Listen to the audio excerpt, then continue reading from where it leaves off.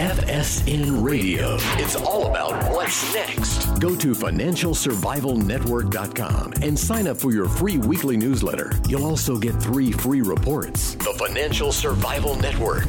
It's all about what's next. Welcome, and you are listening to the Financial Survival Network. I'm Kerry Lutz. It's June 5th, 2018. Well, much going on in the world, manias, bubbles, you name it. The economy blazing along on all cylinders.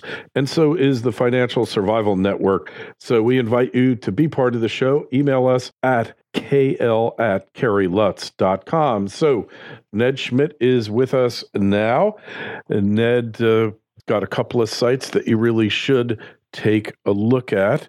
I'm talking about the Value View Gold Report and the Agri-Food Value View. Did I get that right, Ned? And you got it right. Hey, that's a first. And take a look at his sites. And Ned, welcome back to the show. How you doing, Kerry? All is well. All is well. So, two manias and a side of silver, huh? Yeah.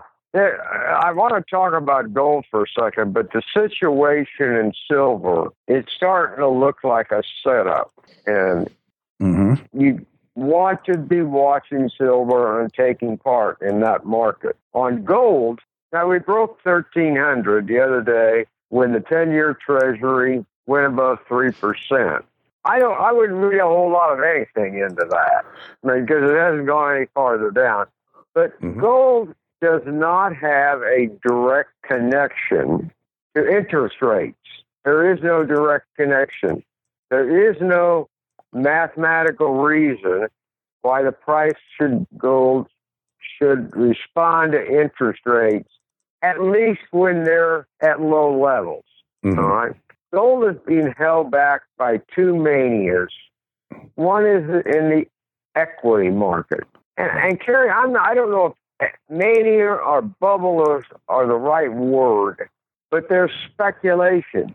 When investors are buying anything because they believe in the inevitability of higher prices, that's a scary equity market, or a scary market for baseball cards or Beanie Babies or anything. And, you read articles that tell you that all 5 of the big names are going to all be trillion-dollar caps because it's inevitable. The only thing that's inevitable is a sunrise. And death and taxes. That's scary, Kerry, and I don't know how to convince people to understand that. And on the 13th, what is that, 9 days from now, we are likely to get the 7th interest rate increase for the United States. There is a direct connection between interest rates and the value of stocks. Stocks are not some special item that exists in the universe by itself. There's a mathematical relationship, and that will eventually cut the legs out of even the big 5. The other mania has been going on in the foreign currency markets. The dollar has been on a rally since the beginning of the year. It entered a parabolic rise. Parabolic rise is when the slope accelerates. We cannot determine when a parabolic ends, but they always crash in painful fashion. Like Bitcoin. If you want to see right? Like Bitcoin did, right? That's right. If you want to see a textbook picture of a parabolic rise and the aftermath, pull up a 1-year chart on the Bitcoin. And if anybody thinks that lateral pattern is going to end tomorrow, you're wrong. That lateral pattern, assuming that there is any value to Bitcoin, I think it's ultimately going to zero. But that lateral pattern could continue for another year, just like it has in gold stocks. So this thing with the dollar is utter nonsense. It's going to crater, and that's going to push gold up. But it is silver, Kerry, that's really giving what looks like a real opportunity. You and I have talked before about the net position in silver futures by large speculators. Oh, we watch it all the time, constantly, right? Yeah. Right. Now, I'm going to try and describe what's going on here in generalities. I'm not worried about the gyrations in between. I'm looking at the big trend. In April of last year, the large speculators were net long about 105,000 contracts. Giant position. That's huge. By January of this year, which is 9 months, they had shed 40,000 contracts. So that's the first leg of the parabolic down. It then, by July that's April. By April, they had shed another 55,000 contracts, essentially reducing their net position to below zero. Now, that's an inverted parabolic curve if you look at the giant trend. And in the last few weeks, it's broke out of it. So in all likelihood, the selling by large speculators is over, and they are more likely to be accumulating contracts than selling them. Now, why is that? It's because selling them didn't work. In all this selling they did, if you look at a chart of silver, essentially 16 and a half, give or take a few pennies, has been a hard bottom on silver since the beginning of the year. Mm-hmm. 1, 2, 3, 4, 5, 6, 7 times it hit 16 and a half and bounced off. If the large speculators have in fact ended their selling and likely become buyers, it's because they could not push silver down. If you can't push something down in price, the only direction left from a trader standpoint is up. So silver looks like it's been set up for buyers.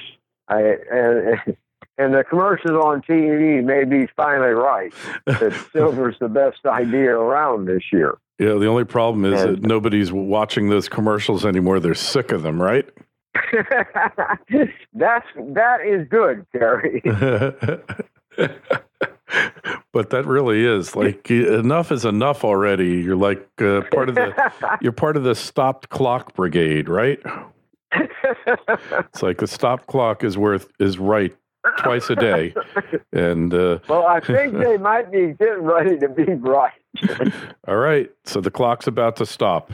Because it looks like a setup. You know, sometimes things just do set themselves up. Mm-hmm. And there is such a fascination with anything that can be called technology. I mean, come on, guys. Amazon is just a big warehouse.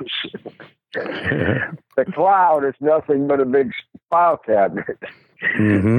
And you can call them technology, but let's face it, the cloud is just a big file drawer.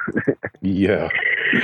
So that's so funny. I think folks certainly need those and go, and they need to take a serious look at silver. Sure. And one of the first things to do is don't read any bearish stories. Mm-hmm. Don't read any bearish stories. It won't do you any good. Okay. Being bearish don't do you any good. All right. So you're pretty confident about this one, huh?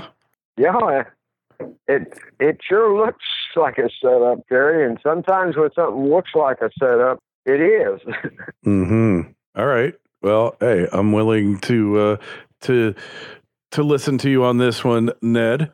So what's that going to bring? And what about, one thing I never talked to you about is platinum and palladium. I know you don't follow it too closely, but they are commodities and they are precious metals. They're part of the noble metal complex. What is your take on that? To me, they're just industrial metals. Mm-hmm. I mean, it is their industrial consumption that makes them have any value. Right. And I don't think over time there would be enough investment demand to support them if any of that industrial demand disappeared. Mm-hmm. I think they're going to be economically sensitive. Right. Yeah, that does make a lot of sense. Makes a lot of sense. Yeah. Somebody sent me a chart on cobalt the other day. which I don't follow either. But that is clearly in a parabolic rise.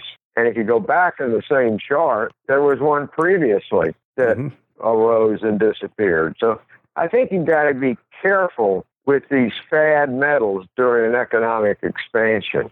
That's why I don't do anything on lithium. Yeah. Because I think graphene is going to replace it. And sodium potentially too. Sodium batteries seem to be in the offing. The goal is going to be to make batteries way less, not way more. Correct. And actually, my simplistic view on lithium is there's nothing more than a call option on Tesla. Interesting. Tesla disappears, which is not impossible, then the lithium bubble bursts. I don't want to be involved in that because I don't know what's going to happen to Tesla. Hey, me neither. Me neither, but it certainly looks like they're hitting a rough spot. I don't know what the production of the Tesla 3 has been like lately, but they were lagging way behind their ambitious goals. And it's picked up a little bit, but I don't think enough for them to really generate the cash flow that they need. That's my impression. But, yeah, well, I guess we're going to find out. 23% of the reservations for the Model 3 were refunded. So, anyways, but supposedly the battery pack is working better production-wise. You know, it's going up, but there really hasn't been a story about it in around a month. So we don't really know the real numbers, you know? We don't know them at all. 10,000 a week, supposedly, full production volume, but is that going to be enough to save the company? That's a bet, not something you can analyze. Unfortunately. Yeah, how much do you believe in Elon Musk, I guess is the question. Yeah. You know. Is he real or is he smoke? Yeah. I don't know. I don't want to bet my money on having to make that decision. No, thank you very much. No, not at all.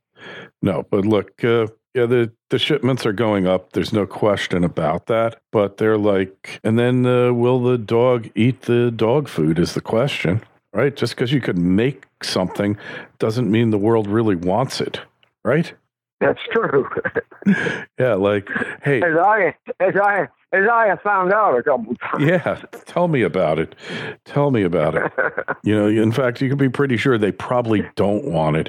It's the rare exception of stuff that they actually want, right? True? That's right. So, I mean, I do enjoy my electric bike. You know, they're doing 2,000 cars a week, 100,000 cars a year, and that's assuming the market is going to stay there for them. I think they're cool, but I don't know that it's something I necessarily would want. But, you know, who knows? Who knows? I guess we're going to find out. Hey, what's going on with our ag sector here? The agri-food price index just recently hit a new high. And some of the commodities have just been exceptionally strong. Cotton at a high, chickens at a high, sorghum was at a high, rice, barley, corn. Corn hit both a 52-week high and the highest price in 90 weeks. I mean, really? It almost looks like there's a complete new environment for corn. And what's going on is the world is using more of it. Yeah. China is going to be forced to start, well, not exactly forced, is going to be importing more corn. Their corn imports will be up 25% this year. And part of it is that China has recognized that they're wasting money growing corn when it's cheaper to buy Iowa corn. And same thing with soybeans. Now, we had a lot of worry about the trade negotiations between Trump and China. If you read the U.S. press, you get one view. Mainly, you know, I've quit reading articles where the first sentence is Trump's a fool. this guy is not writing an article, he's writing a political opinion. Yeah, it's... But the Chinese... Yeah, of course. The Chinese press paints a far different story. And what their story is the Chinese are not sure exactly what the U.S. wants. The other is that China is already agreed to increase our agricultural imports. It's an easy one. It's an easy one because our grains are cheaper. Mm-hmm. And so there's an economic gain to China by importing our grain. And one of the beneficiaries of this is likely to be corn because the Chinese have been consuming more corn than they produce. Mm-hmm. And the other part of that is ethanol. We just got talking about electric cars, but ethanol is seen as the only viable short-term solution to auto pollution. And so China is going to import a lot more ethanol, a lot more grain to make ethanol rather than electric cars. They're going to spend a lot more money on ethanol. Mm-hmm. And in the United States, this crop year, the 2019 crop year, which starts September 1. When I talk about years, I'm talking in crop years. In 2019 crop years, we're going to use 40% of our corn production to make ethanol. Mm. And the administration is moving to year-round E15. And we're going to increasingly see E15 gasoline being offered. And so if you're driving around somewhere in the U.S. where you see E15, it will not kill your car. Okay. It just won't. It'll lower your mileage, though, for sure. It's going to lower your mileage. I don't know if it lowers the cost of mileage. Yeah, that's the difference. Ethanol is cheaper than gasoline. Yeah, that's true. It is cheaper, but less BTUs, British thermal units, per gallon. So you wind up getting less mileage. But you pay a lower price. I don't know how much lower you really pay because the oil companies hate it. Sells for $1. Ethanol is selling wholesale for $1.43. Mm-hmm. And so it is cheaper. That's why in the United States we've been installing flexible gas pumps. Mm-hmm. The USDA spends $100 million a year for flexible gas pumps installation. Right. Yes. Which you can dial from 10% to 85%. Mm-hmm. And a driver, what they do is they figure out which mix is best for their car in terms of cost and performance.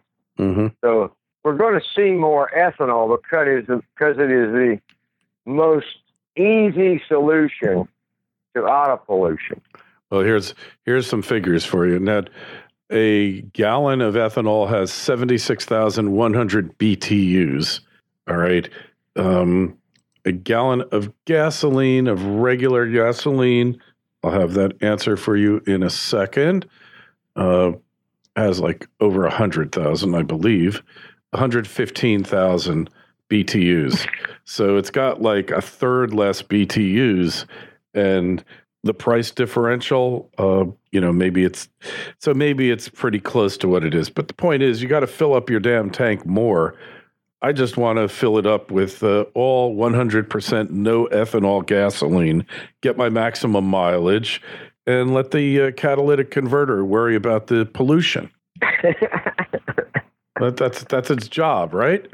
That's one way of looking at the world, Terry. Yeah, well, hey, look. There might be viable alternatives to that view.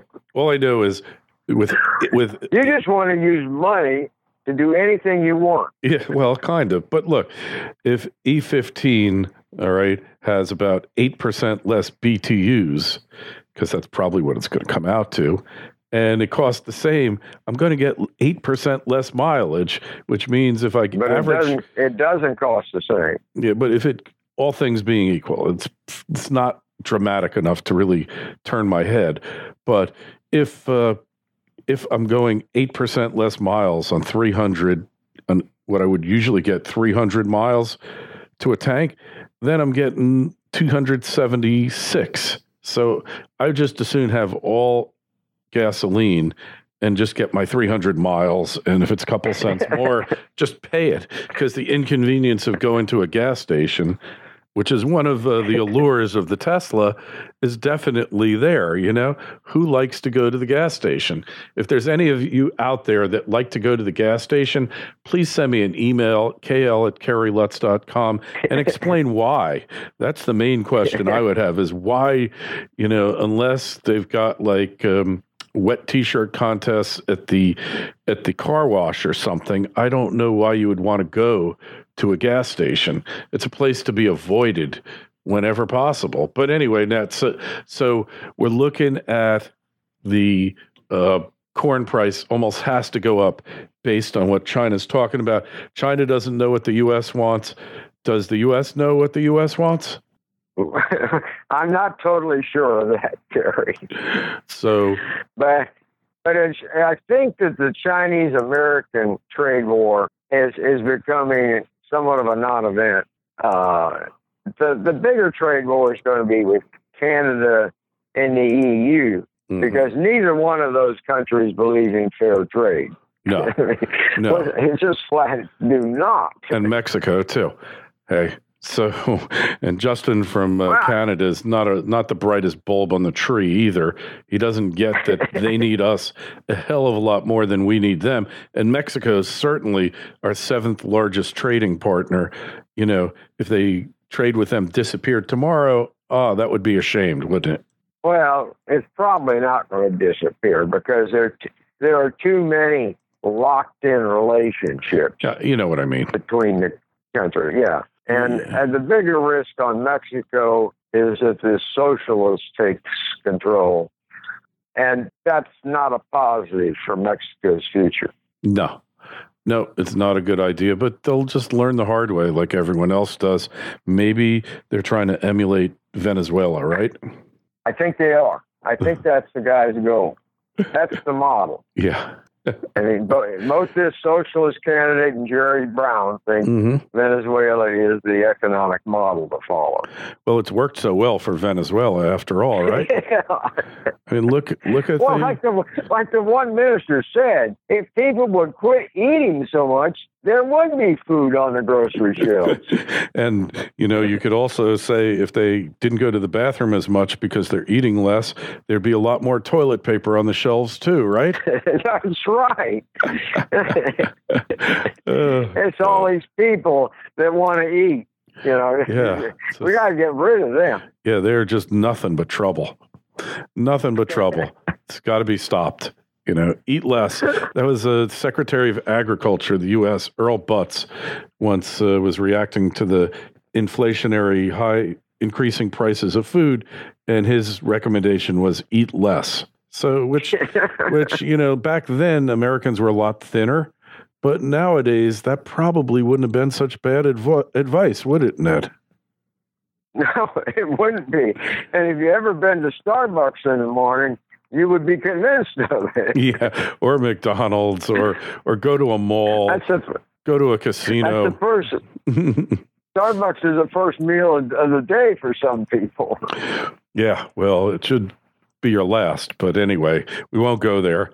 You know, they have enough problems, and they're just trying to get like who can use their bathroom policy correct and all that. So let's just leave Starbucks alone. They're in enough trouble without us. But getting back to the ags, I mean, we're in a bull market for ag commodities. No question about it. If sorghum is selling and most Americans can't even spell it, then you know something's going on with the ag commodities. Right. Well, sorghum is a non-GMO. And the Chinese like to make their favorite alcoholic beverage out of it. Oh, really? I think it's pronounced Baijiu. It's Baijiu. Really? It's just, yeah. It's their version. It's China's vodka. You know, it's a basic food group in that country. Yeah. All right. Well, hey, this is pretty cool, Ned. Hey, just tell us again your two publications and where we find you. ValueViewGoldReport.com and AgriFoodValueView.com. All right. And we'll have links to them on the show notes to this interview on FinancialSurvivalNetwork.com. Make sure you sign up for the free newsletter. One's going out in the next 24 hours, I promise. And hey, while you're there, take a look at the site. We've got hundreds of articles that you're just not going to find on your traditional lamestream legacy media sites. So you can can them. Just go there. And hey, check out the podcast. We got a couple of webinars coming up that are going to be amazing. Ned, it's always great to have you on, and we'll look forward to your next return visit and see if you can outdo yourself then. All right. Take care, Kerry. FSN Radio. It's all about what's next. Go to FinancialSurvivalNetwork.com and sign up for your free weekly newsletter. You'll also get 3 free reports. The Financial Survival Network. It's all about what's next.